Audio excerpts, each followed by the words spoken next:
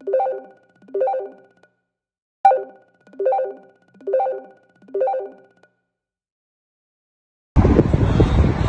আলাইকুম রহমতুল্লাহ বারাকাতুহু। Good morning.